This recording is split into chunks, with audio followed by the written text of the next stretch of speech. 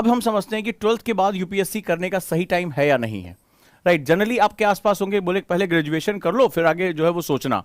Actually में क्या होता है, जब 12th बच्चा कर लेता है तो ये मैं नहीं, बासवान कमेटी भी कहती है, जिन्होंने यूपीएससी में रिकमेंडेशन किया था कि यूपीएससी का एग्जाम 12th के बाद होना चाहिए, उनकी अगर रिपोर्ट को आप ध्यान से पढ़ेंगे तो क्या होता है, हमारी शिक्षा व्यवस्था में जो स्टूडेंट 12th से निकलता है वो बड़ा फ्रेश माइंड होता है और बिना प्रेशर के पढ़ाई करता है। शुरुआती दौर में जब यूपीएससी में जब हम ये सिविल सर्विसेज हुआ करता था, सीएससी, तो उस समय जब हमारे लिए इंडियन सिविल सर्विसेज आईसीएस हुआ करता था अंग्रेजों के समय में, तो उस समय भी जो एग्जाम का मॉड्यूल था वो बहुत यही था कि 18 साल से कम उम्र के बच्चे या जो है 12th पास बच्चे ही जो इसका एग्जाम दे सकते थे। और वहां पर प्रशिक्षण वो बहुत लंबा करते थे। आगे चलकर जो लबासना में जिसका ट्रेनिंग होती है उस पर यह प्रपोजल आया कि लंबे समय तक इनको स्पेशलाइज ट्रेनिंग दी जाए, ताकि कल को भारत की जो चुनौतियां हैं, जो प्रॉब्लम्स हैं, उनको जो है ये बहुत अच्छी तरीके से समझ सकें। कुल मिलाकर प्रत्यक्ष रूप से तो गवर्नमेंट ये नहीं कर पाई, लेकिन अप्रत्यक्ष रूप से देखा जा रहा है पिछले कुछ समय से जो रिजल्ट आ रहा है उसमें बहुत ही जो फर्स्ट अटेम्प्टर हैं, जो पहली बार एग्जाम दे रहे हैं, कम उम्र के बच्चे, वो बहुत आसानी से सेलेक्ट हो रहे हैं। और ऐसी वीडियो आप लोगों ने भी कई बार देखी होगी। उसके पीछे जो सबसे बड़ा कारण है वो है अब शिक्षा को लेकर जागरूकता। पिछले कुछ समय से जो प्राइवेट सेक्टर है उसमें आप देख रहे हैं कि काफी कुछ सेगमेंट उछाल नीचे ऊपर आ रहा है प्राइवेट सेक्टर में भी। और समाज में परिवर्तन, यानी कि जो प्रतिष्ठा और सम्मान की बात अगर हम करें तो आज भी अगर मिडिल क्लास की बात करें, जो इसकी तैयारी करता है, जो मध्य वर्ग है या निम्न मध्य वर्ग या उच्च मध्य वर्ग, उसके लिए सबसे प्रेस्टीज वाला यूपीएससी जो है वो आईएएस आईपीएस सबसे प्रेस्टीज वाला जो है वो सेगमेंट माना जाता है।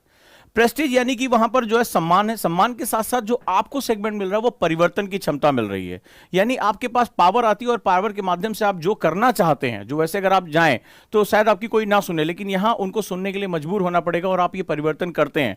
और बहुत से ऑफिसर्स हैं जो बहुत अच्छा काम कर रहे हैं, हालांकि सभी तो नहीं, लेकिन बहुत से ऐसे अवेयर हैं जो बहुत ही अच्छा काम कर रहे हैं और जहां पर हैं वहां वो राष्ट्र को एक डायरेक्शन दे रहे हैं। इसमें एक अजीत डोभाल साहब का नाम है, आईपीएस रह चुके हैं और आज वो भारत की जो सुरक्षा नीतियां हैं उनके बारे में वो बात करते हैं। सर्जिकल स्ट्राइक का उनको ब्रेन कहा जाता है। ऐसे ही अमिताभ कांत साहब, जो आज तमाम स्टार्टअप के पीछे जो दिमाग है, जो इनक्रेडिबल इंडिया का दिमाग है, ये भी आईएएस रह चुके हैं और इन्होंने भी केरल कैडर के, और इन्होंने भी इनक्रेडिबल इंडिया अतुल्य भारत प्रोग्राम लॉन्च किया। तो इस तरह से बहुत से ऑफिसर ऐसे हैं जिन्होंने अपनी लगन और मेहनत से समाज में बहुत अच्छे परिवर्तन किए हैं। तो अगर आपके अंदर पहली चीज जो है, अगर आपके अंदर अपनी सोसाइटी को चेंज करने की, अपने समाज में एक पॉजिटिव बदलाव लाने की, चाहे वो बालिकाओं की शिक्षा हो, बाल विवाह पे रोक हो, अभी आपने देखा कि टीना डाबी वो लगातार बहुत अच्छा काम करे, अतहर आमिर आपने देखा उन्होंने भी बहुत ही बेहतरीन उन्होंने काम किया और बालिका विवाह को रोकने के लिए उन्होंने बहुत ज्यादा जो है मेहनत की वहां पे। सवाल ये नहीं है, सवाल है कि भारत का समाज बहुत बड़ा है, लेकिन आप जहां पर भी हो वहां बदलाव के लिए बहुत अच्छा काम कर सकते हैं। तो अगर आज की डेट में अगर आपके अंदर पहला क्वेश्चन कि क्या मेरे अंदर समाज में एक चेंज को लेकर मेरे अंदर कुछ क्यूरोसिटी है या नहीं है, समाज में बदलाव को लेकर मेरे अंदर कोई आग है या नहीं है, मैं समाज के किसी हिस्से में बदलाव देखता हूं या नहीं देखता हूं, अगर आप इस थिंकिंग के साथ हैं तो आपका स्वागत है इसमें। स्वागत इसलिए कह रहा हूं क्योंकि ये जो बदलाव, ये जो चेंज की मैं बात कर रहा हूं, बड़े ध्यान से समझिएगा दोस्तों। कई बार आप कहेंगे अरे सर इसकी क्या जरूरत है, एग्जाम क्रैक कर लेंगे, आईएएस बन जाएंगे और हम आगे काम कर लेंगे। तो तुम्हें यह पता होगा ना कि 85% जो ऑफिसर्स हैं, रिपोर्ट कहती है स्वास्थ्य की, 85% जो ऑफिसर्स हैं वो हाई ब्लड प्रेशर और टेंशन, तनाव, हाइपर टेंशन का शिकार है। बहुत ज्यादा ये नंबर होता है, बहुत ज्यादा जो है उनकी एक रिपोर्ट का एक आंकड़ा मैंने पढ़ा, बहुत बड़ी संख्या में वो जो है वो तनाव का शिकार हो रहे हैं। तो सवाल ये नहीं कि अंदर जाने के बाद आपको जो है अंगूरों के बाग में बिठा दिया जाएगा, वहां बहुत ज्यादा संघर्ष है। अगर आपके अंदर बदलाव की इच्छा शक्ति है, ठीक है, बदलाव की इच्छा शक्ति है, तो अगर ये बदलाव की इच्छा शक्ति आपको प्रेरणा देती है, इंस्पिरेशन देती है, जब आप इस एग्जाम में उतरेंगे आप कहेंगे सर ये सब बातें क्यों कर रहे हैं, सिलेबस पढ़ाइए, एग्जाम के क्वेश्चन कर लेंगे, हम क्रैक कर लेंगे। तो मेरा एक क्वेश्चन है कि जो 100 में से 99% बच्चे फेल क्यों हो जाते हैं फिर एग्जाम को क्रैक करने में, और 1% क्यों पहुंचता है या 2% क्यों पहुंचता है? उसका कारण यही है, ये जो 2% होते हैं उनमें और बाकी लोगों की किताबों में अंतर नहीं होता, टीचर में अंतर नहीं होता। अंतर होता है जब किताबें प्रेशर देती हैं, जब आप अकेले होते हो, जब एक लड़ाई आपको व्यक्तिगत लड़नी होती है, तो आपके अंदर अगर बदलाव करने की जो इच्छा शक्ति अपने समाज में, मान लीजिए आप गरीब परिवार से आते हैं, या आप अगर कोई ऐसी लड़की हैं जिसको पढ़ने से रोका गया, जिसको जो है वो बहुत ताने दिए गए, तो आपके अंदर एक बर्निंग डिजायर होनी चाहिए, एक आग होनी चाहिए, वो आग किसी भी रूप में हो, ठीक है, आप उसको चैनलाइज, उस आग को करना है, उस बर्निंग डिजायर को चैनलाइज करना है। अगर आप उसको चैनलाइज कर ले जाते हैं तो एक समय ऐसा आएगा जब ये परीक्षा आपको आगे बढ़ने से रोकती है, ये परीक्षा में बहुत तनाव आता है, लोग जो है वो बहुत अजीब अजीब तरह की बातें करते हैं, किताबें बोझ लगने लगती है। जो भी लोग तैयारी करते होंगे या कर रहे होंगे, एक समय, वो मेरे बात से अगर एग्री हो तो मुझे बताइएगा, एक समय ऐसा आता मन करता है इन किताबों को फूंक दें। ऐसी भी एक बार अकड़ाहट होती, रोज रोज वही पढ़ना, एक बंद बंद कोठरी में बने रहना और दुनिया बाहर क्या करे इससे कोई मतलब नहीं है। एक समय ऐसा भी आता है, उस दौरान जब आप अकेले होते हैं, जब आपका कोई भी मित्र, आपका अध्यापक, आपके पिता, कोई भी आपका साथ नहीं दे सकता, उस समय अगर कोई चीज साथ आपकी देती है तो वो होती है बदलाव करने की ताकत, बदलाव करने की इच्छा। अंदर से अब अपने से प्रश्न पूछते हैं, जब एक बार थक जाते हैं, यार मैं इतना सरदर्द क्यों ले रहा हूं। अभी अभी मैसेज आया कि वो मेरा फलनवा दोस्त था, उसका जो है पैकेज 3 लाख का जो उसका सिलेक्शन हो गया, 4 लाख में उसका सिलेक्शन हो गया, प्राइवेट नौकरी पा गया। तो अब जब ऐसे हतोत्साहित होते हैं और लड़ते हैं जब कि मैं क्यों ये कर रहा हूं, तो अंदर से एक आवाज आती है, क्योंकि तुझे बदलाव करना है। तूने ये शपथ उठाई थी कि तुम जहां पर भी अपनी स्थिति में, अपने परिवार की स्थिति में, आपके परिवार ने गरीबी देखी है, आपके पिता का अपमान किया गया था, कुछ भी है, मुझे इस स्थिति में बदलाव लेकर आना है, चाहे मेरी स्थिति हो चाहे मेरे समाज की स्थिति, मुझे इसमें बदलाव लेकर आना है। तब उस समय जब अंधेरे बढ़ते हैं, दबाव बढ़ता है और टूट जाने की हद तक जब आप पहुंच जाते हैं, तो फिर आप कहते हैं यस, ये है मेरी वो पावर, ये है मेरी वो पॉजिटिविटी जिसके लिए मुझे ये बदलाव करना है। और जब आप ये प्रश्न पूछना शुरू कर देते हैं तो आप यहां से निकलकर कहां पहुंच जाते हैं, यहां पहुंच जाते हैं, 1% वालों में पहुंच जाते हैं। और तब आप कहते हैं कि अब मैं इन अंधेरों से कदम बढ़ा लूंगा। एक्चुअली में ये पॉइंट सबसे ज्यादा लोग मिस करते हैं और सोचते हैं अरे आईएएस है, वो नीली बत्ती गाड़ी, लाल बत्ती गाड़ी, वो पावर, वो आगे लिखा होगा कलेक्टर, लोग डीपी पे लगाते हैं और उसी से फैसिनेट हो जाते हैं और अपने अंदर वो क्वेश्चन नहीं पूछते कि मैं आईएएस क्यों बनना चाहता हूं, मैं आईपीएस क्यों बनना चाहता हूं, मैं सिविल सेवा क्यों ज्वाइन करना चाहता हूं, जबकि इससे ज्यादा प्रेस्टीज, इससे ज्यादा पैसा ये है। और ये प्रश्न इंटरव्यू में पूछा जाएगा, मेरे अभी कई स्टूडेंट से पूछा गया कि आप जब इतनी अच्छी, कई आईआईटीएन गए हैं और उन्होंने उनसे पूछा गया कि आप क्यों आईएएस बनना चाहते हैं, इतनी अच्छा पैकेज, इतना अच्छा अपॉर्चुनिटी छोड़कर, तो उन्हें यह बताना पड़ता है कि मुझे बदलाव के लिए मेरे अंदर जो है वो एक जबरदस्त आग है, मेरे पास क्षमता, इसलिए मैं ये बदलाव करना चाहता हूं। और अगर आप ये फर्स्ट क्वेश्चन पूछने में अगर फेल हो गए तो अभी तो मजा आएगा, अरे मैंने वो फलाने एकेडमी में एडमिशन ले लिया, अरे फलाना नई किताब आ रही है, बिल्कुल नए नए ड्रेस की तरह जो होता है, नई नई किताबें आएंगी। लेकिन कुछ समय बाद जैसे प्रेशर बढ़ना शुरू होगा, तनाव आना शुरू होगा, थकान आनी शुरू होगी, आप टूटकर बिखर जाओगे, टूटकर बिखर जाओगे। तो यहां पर जो पहला का सेगमेंट है, अगर आप अभी 12th पास कर चुके हैं और आपके अंदर वो फायर है, वो डिजायर है, आपके अंदर वो आग है कि मुझे अपनी स्थिति, अपने परिवार की स्थिति, अपने समाज की स्थिति में मुझे चेंज करना है, तो स्वागत है आप सभी का इसमें। यहां पर मैं कोई हरे जो है वो गुलाबी सपने आपको नहीं दिखाने जा रहा हूं कि आ जाओ सब लोग आईएएस बन जाओगे ना, नहीं होगा, क्योंकि इसमें फेलियर रेशियो भी बहुत बड़ा है, ये बात ध्यान रखना।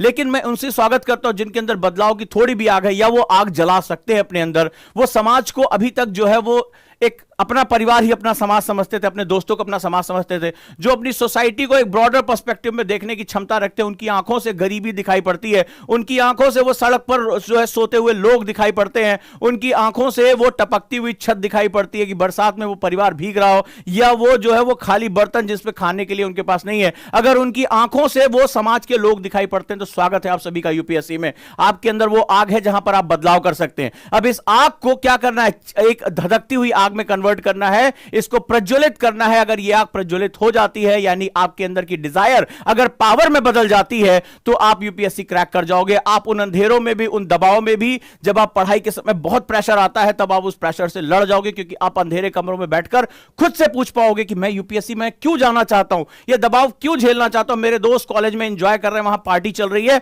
और मैं यहां बैठ के बंद कमरों में वीकेंड में भी पढ़ रहा हूं, क्यों आखिर पढ़ रहा हूं। जब आप अपने आप से यह प्रश्न पूछोगे क्यों, तो अंदर से आएगा क्योंकि तुमने शपथ ली है परिवर्तन करने की, तुम्हारे अंदर एक आग है परिवर्तन करने की, तुम दूसरों से अलग हो, और यकीन मानो उसके बाद तुम्हारा रास्ता संसार की कोई ताकत नहीं रोक पाएगी। सो अगर आप ये कहना चाहते हो कि सर मैं अभी 12th पास कर चुका हूं, या अभी मैं बिगिनर हूं, मैं तैयारी करना चाहता हूं, तो सबसे आप पहले ये प्रश्न पूछना, क्या तुम्हारे अंदर बदलाव की आग है, या वो बदलाव की आग तुम जला सकते हो? क्या तुम समाज को एक अलग नजरिए से देख सकते हो? क्या इस समाज से लेने की बजाय सरकार मुझे ये क्यों नहीं दे रही है, सरकार मुझे वो क्यों नहीं दे रही, सोसाइटी मेरे लिए ये क्यों नहीं कर रही है, क्या तुम सोसाइटी को वापस करने की हैसियत रखते हो? क्या तुम समाज के लिए कुछ कर सकते हो? अगर कर सकते हो तो आपका बहुत बहुत स्वागत है, ये दुनिया आपकी है, ये दुनिया आपकी है। जो लोग मुझे सुन रहे हैं, जो लोग मुझे समझ रहे हैं, उनका बहुत बहुत स्वागत है। और जो बच्चे पुराने हैं या बहुत लंबे समय से एग्जाम दे रहे हैं, वो जानते होंगे कि जब दबाव पड़ता है, जब ऐसे मन में अकलाहट होती है और मन करता है किताबें उठा के फेंक दे या इनको जला दें, उस समय कौन तुम्हारा साथ देता है? उस समय तुम्हारी अंतर शक्ति, तुम्हारे अंदर की जो इंटरनल पावर है, वो तुम्हारा साथ देती है। अगर ये साथ तुम्हारे साथ है तो दुनिया की कोई भी ताकत तुम्हें रोक नहीं सकती है। मानते हैं आप इस बात को?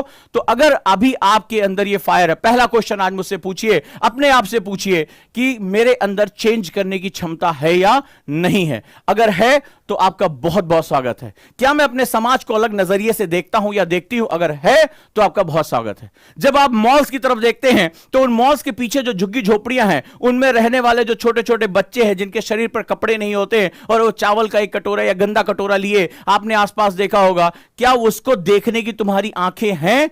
क्या सिर्फ तुम चमक दमक देखते हो, मॉल्स देखते हो, फिल्में का पोस्टर देख रहे हो, अपने दोस्तों के साथ एंजॉय कर रहे हो और उसी के बगल में झुग्गी झोपड़ी में रहने वाले गरीब तुम्हारी नजर में आते हैं कि नहीं आते हैं? अपने आप को पहचान लेना। अगर आते हैं तो स्वागत है आपका, बहुत बहुत स्वागत है आपका। ठीक है, ये दुनिया आपकी है और इस तनाव को, इस दबाव को झेलने के लिए आप तैयार हैं और आप बेहतरीन वो हैं जिस पर दबाव पड़ने पर हीरे के रूप में निखर जाएगा, अदरवाइज शीशे के रूप में बिखर जाएगा।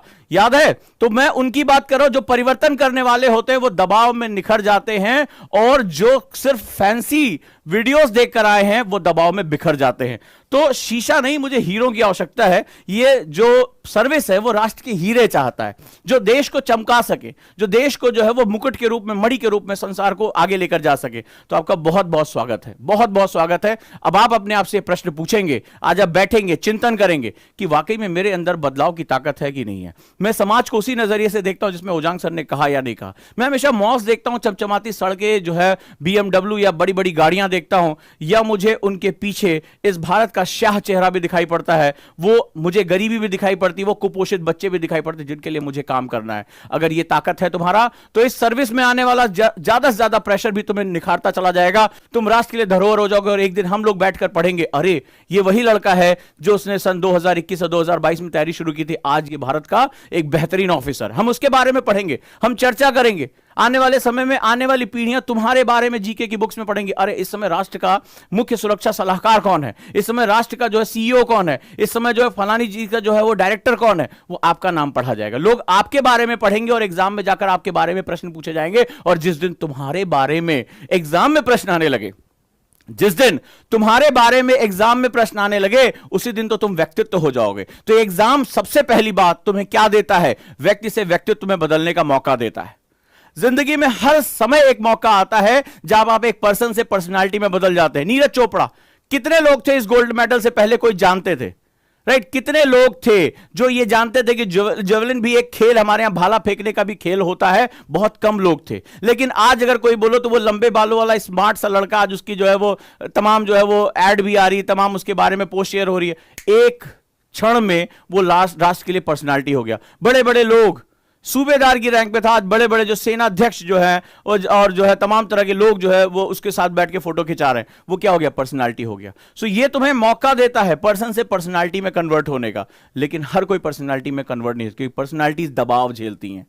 तो पहले क्वेश्चन पूछो कि इस UPSC में जाने से पहले मेरे अंदर वो ताकत है कि नहीं, मैं दबाव झेल सकता हूं या झेल सकती हूं। ठीक है, वो दबाव याद रखना तुम्हारे आसपास के लोग सबसे ज्यादा तुम्हारे ऊपर डालेंगे। तो अगर हिम्मत है तो स्वागत है, अगर हिम्मत है तो स्वागत है। जो लोग 12th कर चुके हैं वो अपनी कमर को कस लें, लेकिन उनके लिए ग्रेजुएशन का सफर जो है वो बहुत ही अब मुश्किल होने जा रहा है, क्योंकि उनको छुट्टियों में आराम करने का वक्त नहीं मिलेगा। तो जब अपने आप से ऊब कर पूछोगे, यार मेरा दोस्त छुट्टी पर जा रहा है, लोग इंजॉय कर रहे हैं, कॉलेज टाइम इंजॉय के लिए होता है, जीले जिंदगी वाला फंडा होता है, उस समय आप अपने सपनों को बुन रहे होंगे। लेकिन क्यों बुन रहे होंगे, यह बात अपने आप से पूछ लीजिए कि मेरे अंदर बदलाव की ताकत है या नहीं है। क्लियर है? पहला जवाब मिला आपको? सो अगर ये चीज है, स्वागत है आप सभी का। क्या 12th के बाद एक बेस्ट टाइम होता है? बेस्ट टाइम की बात करें कि बोले वो चाचा भैया सब लोग कह रहे थे कि अभी सही समय नहीं आया है। अब जरा सही समय के बारे में जान लें। जब हम अपने कॉलेज की बाउंड्री के अंदर होते हैं ना, तो हम प्रेशर फ्री होते हैं। अब आप फर्स्ट ईयर में, सेकेंड ईयर में, कहां बाबूजी पूछ रहे हैं कि नौकरी करने कब जाओगे? कोई नहीं पूछ रहा है। ठीक है, कोई नहीं पूछ रहा कब शादी होगी। जब तक इस कैंपस के अंदर हो तब तक तुम हैप्पीएस्ट पर्सन हो। ये कैंपस है तुम्हारा, कहते हैं ना वो रंग दे बसंती में जो है कि हम कैंपस के अंदर जिंदगी को हम नचाते हैं और कैंपस के बाहर जिंदगी हमें नचाती है। तो बिल्कुल यहां भी वही फंडा चल रहा है। तो जब कैंपस में हो तो फ्री हो। और एक्चुअली में तुम ये बात याद रखना, जब हम कोई चीज लर्न करते हैं, जब हम कोई चीज लर्न करते हैं, कोई चीज सीखते हैं, तो उसके लिए हमारा फ्री माइंड होना बहुत जरूरी है। जब भी आप प्रेशर में, बहुत एक्सेसिव प्रेशर आप आ जाता है, तो फिर आप सीखते नहीं, फिर आप घबराते हो। पहले लास्ट टाइम बताया था ना, पैरासिम्पैथेटिक नर्व एक्टिव हो जाती है। तो एक्चुअली में जो, अगर आप यूपीएससी में सीख कर बहुत अच्छी रैंक लेकर आना चाहते हो, एक होता है सेलेक्ट होना, एक होता है रैंक लेकर आना, दोनों में बड़ा अंतर होता है। ठीक है, एक होता है सेलेक्ट हो गए, चलो 700वीं रैंक पे सेलेक्ट हो गए, और एक होता है रैंक लेकर आना, जहां लोग तुम्हारी जो है फोटो को अपना आदर्श बना लें। उसके लिए तुम्हें यूपीएससी को लर्न करना पड़ेगा, समझना पड़ेगा, इसकी गहराइयों में जाना पड़ेगा, कुछ एज क्रिएट करनी पड़ेगी जो 13 लाख लोगों से तुम्हें टक्कर दे सके। और उसके लिए बेस्ट टाइम जो होता है मेरे हिसाब से वो अंडर ग्रेजुएशन टाइम होता है, क्योंकि इस समय आपका माइंड फ्री होता है, इस समय आप सीखने की अवस्था में होते हैं। इस समय कोई आपसे क्वेश्चन नहीं पूछ रहा है कि तुम्हारा पहला अटेम्प्ट कब होगा, दूसरा अटेम्प्ट कब होगा, तीसरा अटेम्प्ट कब होगा, पास हुए फेल हुए, nobody is going to ask you. कोई तुम्हें फियर नहीं करना है। तो इस समय तुम फियरलेस होकर, तुम मौज से इसको सीख सकते हो। So this is the best time of learning. अगर जहां तक मैं सोचता हूं, जहां तक बासवान सर सोचते हैं, जो भी लोग हैं, जो साइकोलॉजिस्ट है, सोचते हैं कि अगर आपको कोई चीज सीखनी है तो आपका दिमाग फ्री और खुश होना चाहिए। यह संसार का आदत से नहीं, प्राचीन समय से ही दर्शन का यह बेसिक सिद्धांत रहा। आप इसको पढ़ सकते हैं, समझ सकते हैं। So after 12th is the best time to start your preparation. और समाज बदल रहा है, लोग आज की डेट में 8th क्लास से आईआईटी की प्रिपरेशन शुरू कर दे रहे हैं, नीट की preparation 8th class 9th class से वो शुरू कर दे रहे हैं। आपके आसपास शहरों में भी ऐसा हो रहा होगा, ये मत समझना कि कोई चीज बदल रही है। So this is a very competitive field. ये तो 700-800 लोगों के लिए, 900 लोगों के लिए सेगमेंट है, और देश का हर दिमाग, जो आईआईटीएन है वो भी एग्जाम दे रहा है, डॉक्टर वो भी एग्जाम दे रहा है, सीए वो भी एग्जाम दे रहा है, जिसके पास अच्छी खासी जॉब है वो भी एग्जाम दे रहा है। तो इसका मतलब है यहां कंपटीशन और ज्यादा है, और यहां पे और ज्यादा टैलेंटेड लोग, हर फील्ड के लोग यहां आ रहे हैं। तो ऐसी कंडीशन में अपने लिए एक जगह बनाना बहुत मुश्किल काम है। तो आपको लंबी प्रक्रिया से गुजरना पड़ेगा। लगभग जो लोग कहते हैं ना 1 साल में आईएएस बन जाता है, ना, उसके पीछे एक लंबी कहानी होती है, एक लंबी मेहनत होती है, लंबा पसीना होता है, तब जाकर वो एक दिन आता है जिस दिन आप इतिहास लिखते हैं। तो आप जो है वो ज्यादा सोशल मीडिया के जो अफवाहें हैं उससे बचने की कोशिश करिए, अपने आप को तराशिए, निखारिए। ये कम से कम 3-4 साल का जो है एक लंबा वक्त आपसे लेगा, जहां पर आप अपनी बेसिक प्रिपरेशन को कर सकते हैं और अपने आप को आगे लेकर जा सकते हैं। रेडी हैं दोस्तों? तो चलिए हम लोग आगे बढ़ते हैं और इसके बारे में और जानकारियां इकट्ठा करते हैं। क्लियर है? यहां तक हम डन हो गए। तो हमें पहली चीज कि हमें ये अपने आप से पूछना है कि मैं समाज को देखता कैसे हूं। ठीक है, मुझे अपने आप से पूछता है, क्या मुझे समाज की गरीबी, उस कुपोषण, वो बच्चों की जो दिक्कतें हैं, वो मुझे दिखाई पड़ती कि नहीं दिखाई पड़ती? अगर नहीं दिखाई पड़ती हैं और आप फैशन में हैं, तो मैं आपसे कहूंगा इस विषय में थोड़ा रुक के सोचिएगा, समय लीजिएगा। अगर आपके अंदर वो आग है, वो अपने परिवार, अपने पिता का वो अपमान अगर आपने कभी देखा हो, या अपने परिवार की गरीबी देखी और उसको बदलना चाहते हैं, तो स्वागत है आपका। ठीक है, आपका बहुत बहुत स्वागत है। आपके पास कारण उपलब्ध है कि आप इस परीक्षा के दबाव को क्यों रहेंगे। दूसरा बेस्ट टाइम जो है, you can start your preparation right now. First year, second year, third year, आप इसमें अपना एड ऑन करते जाइए, ताकि जब प्रेशर लेने का टाइम आएगा तो आप प्रिपेयर हो चुके होंगे और काफी हद तक उस प्रेशर को डील करने के लिए तैयार होंगे। This is the best time to start your preparation right. चलते हैं हम लोग आगे, और आगे चलकर और नई नई चीजों को समझने का हम प्रयास करते हैं। नेक्स्ट अगर हम बात करें, जो हमारा थर्ड स्टेज है,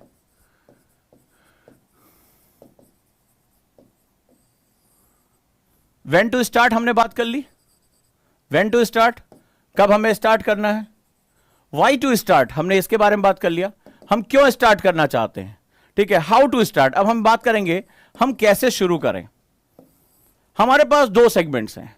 हम बिल्कुल बेसिक से फर्स्ट ईयर में आने के साथ साथ, जैसे आप ग्रेजुएशन फर्स्ट ईयर में आते हैं, आज मेरे कॉन्सेप्टर बैच में बहुत से ऐसे स्टूडेंट हैं जो अभी 12th उन्होंने जब नहीं भी की थी, रिजल्ट दिया था, तब से उन्होंने ज्वाइन कर लिया, और वो अभी बहुत ही ज्यादा कॉन्फिडेंट है, बहुत अच्छा काम कर रहे हैं।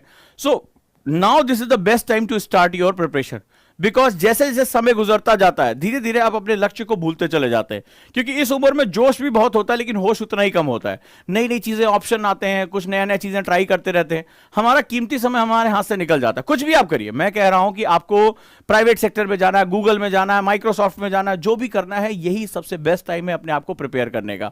मैं यूपीएससी को डील करता हूं, तो मैं यूपीएससी के बारे में आपसे बात करूंगा।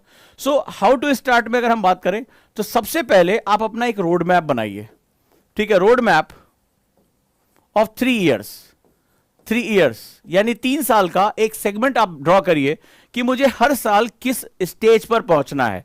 ठीक है, हर साल मुझे क्या चीजें करनी, ये चीज तुम्हें भटकने से रोकेगी। क्योंकि कॉलेज में क्या होता है, मस्ती भी बहुत होती है, पूरा फ्रीडम चल रहा है, वैसे भी लॉकडाउन है, कोई प्रेशर नहीं है, घर में लोग बैठे हुए हैं, गेम्स चल रहे हैं, अपना सब कुछ काम चल रहा है।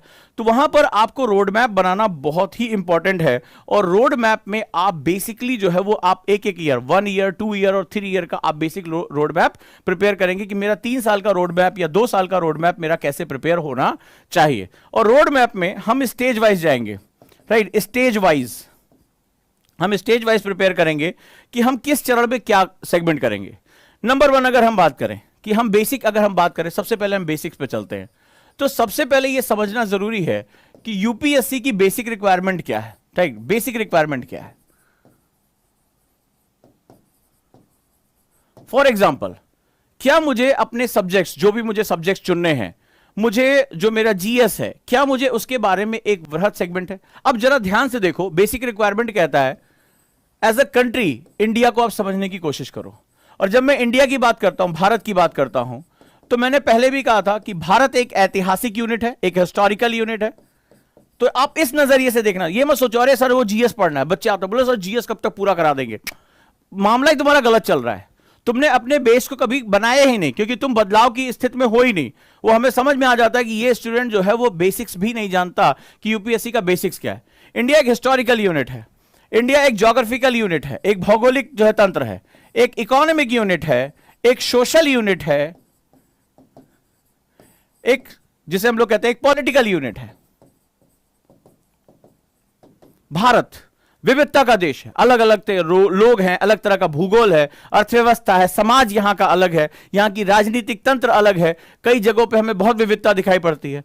तो जब आप शुरुआत करो तो आपके दिमाग में सिर्फ एक चीज, जितने भी बिगिनर हैं, आज ये बात ध्यान रहे, ये बहुत ही बड़ा मंत्र दे रहा हूं उनको, बहुत बड़ा मंत्र दे रहा हूं, जितने भी हमारे बिगिनर्स हैं वो ये समझे कि इंडिया के बारे में उनकी समझ होनी चाहिए। जब भी आप एक बिगिनर के रूप में आए तो आप ये कहते हैं सर फर्स्ट में एनसीईआरटी पूरा कर लें। मेरा क्वेश्चन होता है क्यों एनसीईआरटी पढ़ना चाहते हो सर? वो पहले में क्या लक्ष्मीकांत पढ़ना चाहिए क्या सर? क्यों पढ़ना चाहते हो? अपने आप से क्वेश्चन पूछो, ये किताबें तुम क्यों पढ़ना चाहते हो? अगर जिस दिन ये क्यों जान जाओगे उस दिन तुम्हारी तैयारी सही तरीके से होगी। देखो पढ़ने को तुम कुछ भी पढ़ो, तुम्हें कोई रोक टोक नहीं है, जो भी तुम्हें इंटरनेट से जानकारी मिल रही है वो सब कुछ पढ़ो, गूगल बाबा से जो पूछ पाओ वो पूछ लो।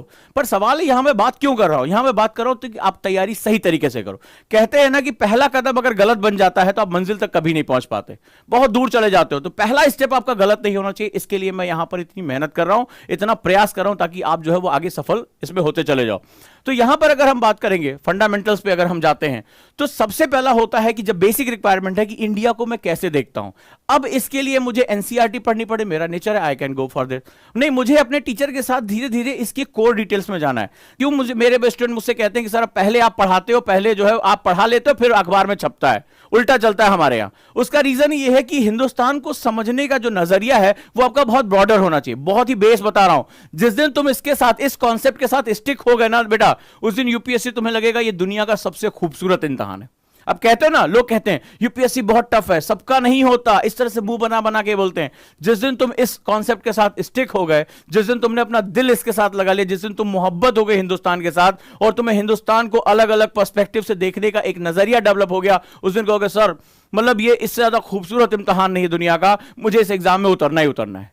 क्योंकि मैं अपने हिंदुस्तान को, अपने भारत को अलग अलग नजरिए से, अलग अलग तरीके से उसके चैलेंजेस को समझ सकता हूं, उसकी विविधता को समझ सकता हूं, उसकी पोटेंशियल को समझ सकता हूं और मैं खुद इस बदलाव का भागीदार बन सकता हूं। क्योंकि जब तक तुम समझोगे नहीं तब तक तुम भागीदारी करोगे नहीं, पार्टिसिपेशन नहीं होगा जब तक तुम्हारी अंडरस्टैंडिंग नहीं होगी, राइट। कम से कम हमें अपने देश के बारे में, अपनी चीजों के बारे में जानकारी होनी चाहिए। तो सभी स्टूडेंट से मेरा बहुत निवेदन है, बहुत रिक्वेस्ट है कि जो भी तैयारी में उतरना चाहते हैं वो सिलेबस, सर प्री का सिलेबस कब पढ़ाएंगे, सर मेंस का सिलेबस कब होगा, सर फलाने कब होगा, उससे पहले अगर आप ये पर्सपेक्टिव सोचो कि कम से कम, मैं बिगिनर स्टूडेंट से बात कर रहा हूं जो 12 पास कर रहे हैं या पास करेंगे या जो कर चुके हैं, वो सबसे पहले इस नजरिए के साथ यूपीएससी को देखें कि ऑल इंडिया लेवल का एग्जाम है, भारत दर्शन कराया जाता है। जब आप लबासना जाओगे तो सबसे खूबसूरत जो पार्ट होता है वो भारत दर्शन होता है। क्यों भारत दर्शन कराया जाता है? जब आप ट्रेनी से पूछो, बोले अरे यार इतने दिन तक बाहर रहना पड़ेगा, लेकिन जब वो जाते हैं, वो प्रशासनिक कार्यों को देखते हैं, वो गांव तक पहुंचते हैं, तब उनको लगता है कि ये मेरा हिंदुस्तान है। और उस ट्रेनिंग का जो सबसे खूबसूरत पार्ट होता है वो भारत दर्शन ही होता है। किसी भी आपके कोई सीनियर हो, कोई भी हो, उनसे पूछिएगा कि आपकी ट्रेनिंग का सबसे खूबसूरत पार्ट रहा, तो उन्होंने कहा भारत दर्शन। बहुत भागम भाग में होता है, बस खाली यात्रा यात्रा चलती है। लेकिन जैसे जैसे वो भारत की गहराई में पहुंचते हैं, उसके चैलेंजेस को जानते हैं, वैसे वैसे वो एकदम संवेदनशील होते चले जाते हैं। वो समझते हैं कि ये मेरा भारत है, इनके लिए मुझे काम करना है। और उस ट्रेनिंग में भारत दर्शन इसीलिए कराया जाता है, बहुत महत्वपूर्ण तरीके से।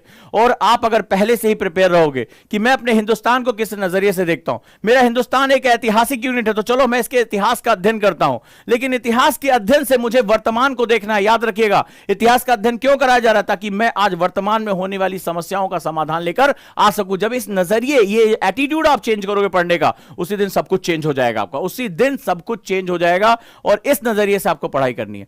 भारत, अरे सर भारत की नदियां कब पढ़ाएंगे, सर भारत के पहाड़ कब पढ़ाएंगे? भारत को एक ज्योग्राफिकल यूनिट के रूप में देखना शुरू करो, और वहां पर अब यहां तय करो कि मुझे एनसीईआरटीज के साथ जाना है, मुझे किसी टीचर के साथ जाना है, मुझे अपने बेसिक फंडामेंटल को पूरा करना है, मुझे समाज की विविधता, इसके चैलेंजेस को समझने के लिए बहुत गहराई में उतरना पड़ेगा। तो यहां पर आपको अपने साथ को तैयार करने में बहुत मदद मिल जाएगी। तो अब इसके साथ साथ जो है सेगमेंट्स, आप जब आप चलते हो तो इस तरीके से आपकी तैयारी की शुरुआत हो जाती है। अब अपने क्षमता के हिसाब से कि मुझे एनसीईआरटी को समझना है, एनसीईआरटी के साथ जा सकते हो। मुझे कॉन्सेप्टर बैच में जाना है, आप कॉन्सेप्टर बैच में जा सकते हो। मुझे मेरा कोई प्रोफेसर बहुत अच्छा है जो मुझे मदद कर सकता है, आप उनके साथ जा सकते हो। लेकिन मदद लेनी क्या है, मदद लेनी क्या है? जब क्लास में आते हैं तो मुझे अपने टीचर से बात क्या करनी है, इसका माइंडसेट आप प्रिपेयर कर लेते हो तो इससे अच्छी, इससे खूबसूरत कोई भी बात नहीं हो सकती है। राइट है दोस्तों? तो मैं उम्मीद करता हूं कि यहां पर आपको बेसिक फंडामेंटल, यानी अगर मैं तीसरा प्रश्न how to start your preparation करना चाहते हो तो यह सबसे बेहतरीन है। अब चौथा जो सबसे इंपॉर्टेंट चरण होता है आपके और यूपीएससी के बीच में, मैं बार बार कहता हूं, और वो है सिलेबस को समझना।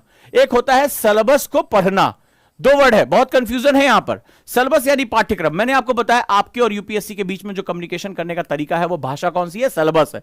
तो एक होता है यूपीएससी सिलेबस को पढ़ना, पीडीएफ निकाला सर वो सिलेबस आप दे दीजिए। एक होता है पढ़ना और एक होता है समझना। इन दोनों के बीच में बहुत बड़ा, इसी के बीच में सक्सेस ढूंढती है।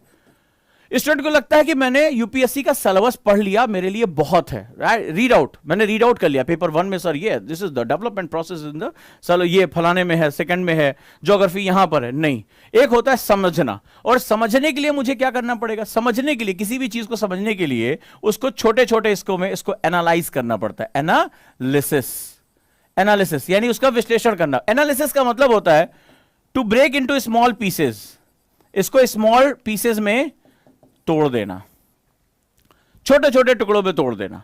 जब आप इन छोटे छोटे टुकड़ों में तोड़ोगे तब तुम्हें आश्चर्य होगा, अरे बाप रे, यूपीएससी तो बहुत कुछ हमसे कह रहा है। यूपीएससी हर बात के पीछे एक बात को जो है लगा रहा है, घुमा रहा है। इसका मतलब है कि इसके पीछे एक बहुत बड़ी गहराई इन्वॉल्व है। तो यहां पर क्या होता है, आप में से कई स्टूडेंट इसको पढ़ने में बिलीव करते हैं, सिलेबस को पढ़ लेना, सिलेबस को समझना शुरू करो। तो मैंने आपको पहला स्टेप बताया, आज बैठो और डायरी लेकर बैठो और खुद से सोचो क्या मेरे अंदर बदलाव की कोई आग है। आज तुम्हें मेरी बात हो सकता है फालतू लगे, आज आप में से कई लोग समझा रहे यार सीधे सीधे बताओ ना क्या पढ़ाओगे क्या नहीं, ऐसे लोग बोल देते हैं। लेकिन आप मेरे सामने वही लड़का जब खड़ा होता है, एक बात है, वह शुरुआती दौर में जब मैंने छोटा सा शुरू किया था तो कई बच्चे आते थे, अरे ये छोटा मोटा कोचिंग है, ये है वो, बड़ा बड़ा हम यहां पढ़ते हैं, हम ऐसे लिखते हैं। ठीक है, एक दिन क्या हुआ, 2-3 साल गुजर गए, मेरे पास और ऑफिसर्स बन गए और क्लासरूम बन गए। मैंने इससे पूछा, अरे तुम यहीं हो? तो बोला हाँ सर, इस बार प्री दे रहे हैं। मैंने कहा अभी प्री ही दे रहे हो तुम? जब मैं वहां छोटे से कमरे से निकलकर आज मेरे पास ब्रांचेस हो गई हैं और तुम अभी प्री ही दे रहे हो। तो जो बहुत ज्यादा निगेटिव बात करता है ना, ऊपर वाला उसको उतना ही ज्यादा जो है लपेटता भी है। सो टू बी वेरी सिंपल, आप वहां सिंपल रहो, अपने पर्पस को जानो और ये जो बदलाव की ताकत है इसको बहुत गहराई से महसूस करो कि मुझे, और ये जब आप अकेले पढ़ोगे, जब थकोगे, जब तुम्हें मेरी ये बात आएगी, जब प्रेशर आएगा, मैं क्या करूं, मैं कॉलेज का देखूं, मैं यूपीएससी देखूं, मैं कैसे इतना प्रेशर डील करूं, तो ये प्रश्न जब आप अपने पूछोगे तुम्हारे अंदर हिम्मत बन जाएगी, यस मुझे इसके लिए काम करना है। ये बहुत बड़ा मंत्र दिया है। दूसरा मैंने आपको बताया कि बेस्ट टाइम है अभी से आप प्रिपरेशन शुरू करिए। अपने कॉलेज टाइम को आप इंजॉयमेंट टाइम ले जाने के साथ साथ लर्निंग टाइम में कन्वर्ट करिए। इंजॉय भी करिए और लर्न भी करिए, आप सीखने की कोशिश करिए। और सीखना क्या है, और वहां मैंने आपको बता दिया कि अपने हिंदुस्तान को जानने की कोशिश करो। हिंदुस्तान को अलग अलग पर्सपेक्टिव से, भूगोल के पर्सपेक्टिव से, इतिहास के पर्सपेक्टिव से देखने का प्रयास शुरू करो कि मेरा हिंदुस्तान, मेरा भारत कैसा है और इसके क्या क्या आयाम है, और पिछली सीखी गई चीजों को आज के समाज में मैं कैसे इस्तेमाल कर सकता हूं, आज के परिदृश्य में कैसे इस्तेमाल कर सकता हूं। और अगला जो सेगमेंट है वो है, अगर यूपीएससी की तैयारी में जाना है तो आपको सिलेबस को पढ़ना नहीं है। बहुत बच्चे कहते हैं सर वो पीडीएफ दे दीजिए पढ़ लेंगे। पढ़ के भी तुम्हें कुछ नहीं समझ में आना क्या होना है। जब आप सिलेबस को समझने में उतरोगे, 16 क्लासेस मुझे लग गई, 16 क्लासेस, ये एक सिलेबस को समझाने में मुझे 16 क्लासेस लगी हैं, तब तुम कहोगे वाह इसके अंदर इतना कुछ है, इतना वो मुझसे कम्युनिकेशन करने की कोशिश कर रहा है। और उसके बाद तुम्हें लगेगा वाकई में यूपीएससी एक बहुत खूबसूरत सफर है। तो सिलेबस एनालिसिस करिएगा। एनालिसिस का मतलब होता है उसको छोटे छोटे टुकड़ों में तोड़ देना। जब मैं हिस्ट्री बोलता हूं तो हिस्ट्री के अंदर क्या आयाम है ये हमें समझना पड़ेगा, क्यों पढ़ना है ये हमें समझना पड़ेगा, और फिर जाकर जो है वो आप अपनी बेसिक प्रिपरेशन को कर पाओगे। क्लियर है? नेक्स्ट वन, तो ये हमारा बेसिक रहा। अब मैं एक क्लास और लूंगा और आपको मैं कई स्टेप सिखाऊंगा, राइट, 6 स्टेप सिखाऊंगा कि एक मकसद कैसे बनाते हैं। जब मुझे 3 साल का अपना टाइम टेबल बनाना है तो मैं आपको 6 स्टेप सिखाऊंगा कि इन 6 स्टेप में आप अपने आप से कौन से ऐसे प्रश्न पूछते हो, किस तरह से अपना एक डायरी मेंटेन करते हो जिसमें आप कभी भी भटको नहीं, भटकाव आपके अंदर नहीं है। तो वो मैं आपको अगली क्लास में इसके बारे में बताऊंगा कि और कौन कौन सी चीजें जिसके साथ हम मिलकर ये काम कर सकते हैं।